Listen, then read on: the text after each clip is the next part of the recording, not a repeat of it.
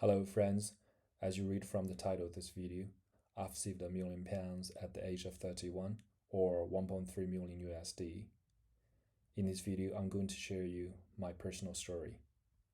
So I grew up in the rural part of China, actually far western part of China, which is close to Kazakhstan and Russia. I grew up wearing old clothes from my cousin for most part of my childhood because my parents are both farmers in China, which means they have almost no income, so they definitely could not afford buying me new clothes. 20 years later, I saved my first £1 million in the UK and reached my own fire status at the age of 31. Um, I basically got no rich parents, no scholarships, no shortcuts. If I summarize it, I think it's just fear, discipline, and a few lucky moments. Here's exactly how I did it. When I think about money, I always go back to my childhood when we were extremely poor. As I mentioned, both my parents were farmers, which means no matter how hard they try, their income remained the lowest in the country. My mother especially worked incredibly hard just so my sister and I could go to school. She knew she has no chance of changing her fate. Her only hope is to not let her kids going through the same journey as she did. So she tried everything she could to send me and my sister to school. This became my daily motivation at school. If I don't try hard or not 100% committed to study, I feel a sudden sense of guilt because I knew the fact that I'm at school is because of my mom. I need to do anything I can to remain at the top of the class.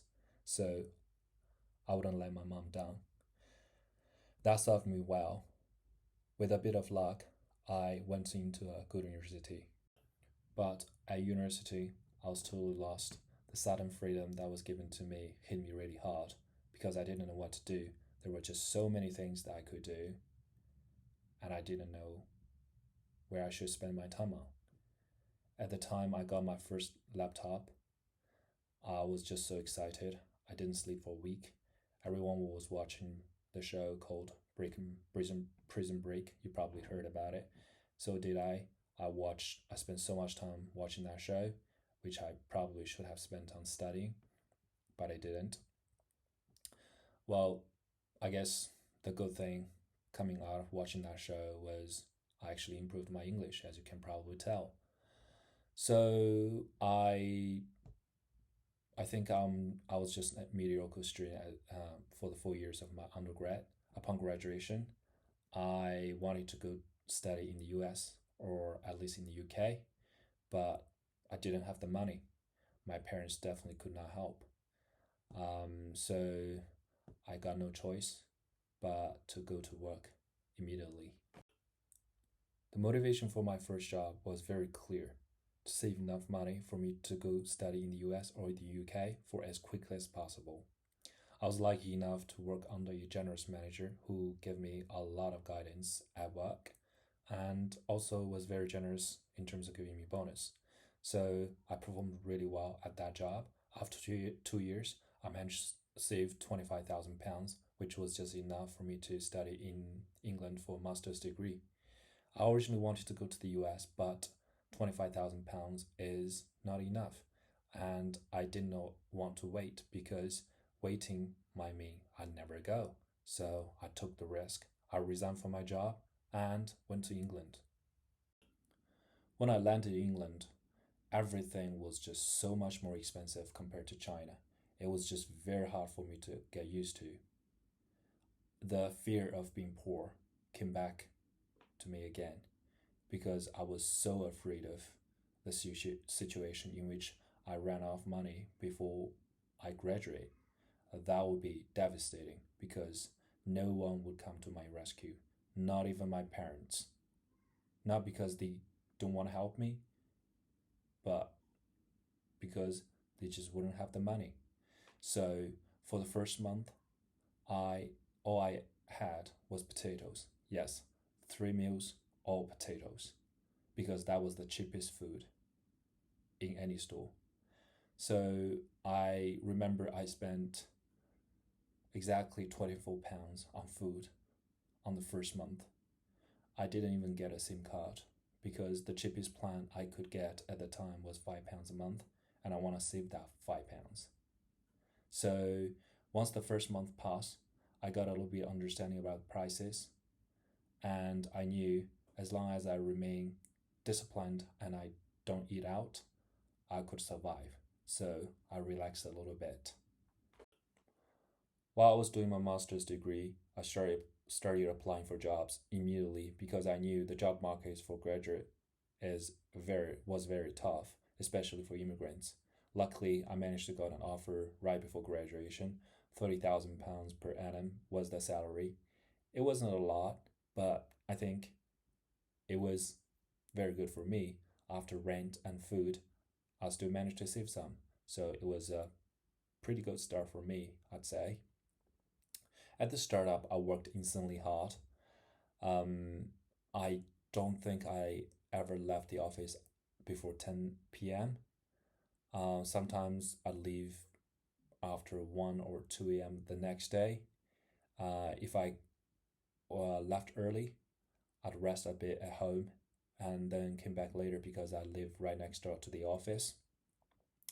The reason I worked that hard was because I wanted the startup to succeed, because I knew if it did, I would too. But after 2 years staying at the startup, I realized it wasn't going anywhere. So I updated my LinkedIn profile. Immediately, recruiters started messaging me. In London, if you want high paying jobs, it's either big tech or hedge funds. So I interviewed for both. 4 months later, I got an offer from a top tier hedge fund. My base pay immediately tripled. That offer from the hedge fund changed my life. I started working at the hedge fund after I served my notice at the startup. In total, I worked there for 5 years. Those 5 years, the hedge fund had historical performance, and my compensation grew with it. Again, I worked insanely hard there. At the same time, I was fairly compensated. The most important part was I did not upgrade my lifestyle with the growth of my compensation. For example, for the first 3 years, I still share a 3-bed flat with two other people. I did not buy a car.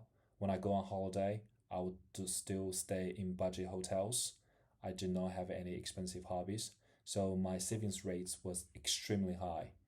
When I first started working at the office, I heard the term fire, and that immediately resonated with me. I was like, okay, that was my goal, and I need to come up with a number. Once I hit that number, I need to pause and think about what I really wanted to do with my life. £1 million was the number I had. So that was my goal. I tried consciously to minimize my living expenses as much as possible, and you know, um, I was 100% committed to my job, and I think my boss knew that. So um, every year, when it comes to bonus season, um, my I got really good feedback, which was reflected on my bonus.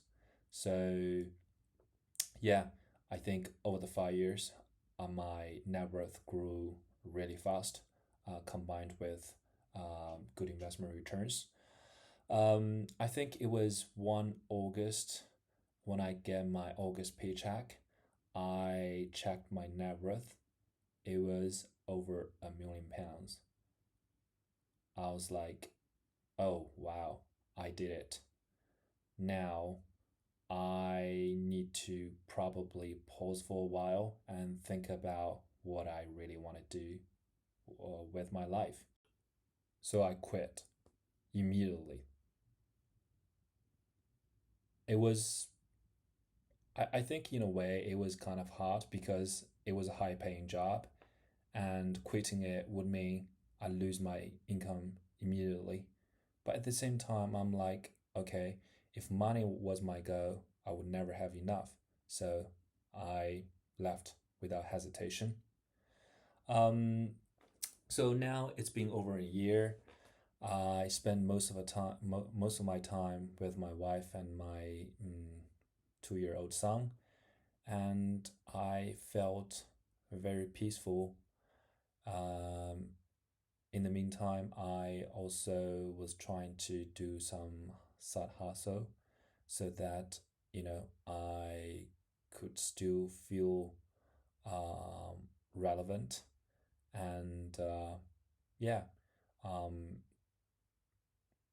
hopefully, doing those side hustle would also keep my skills um, checked, just in case one day I need to go back to work and I wouldn't be, um, you know, left behind by the market.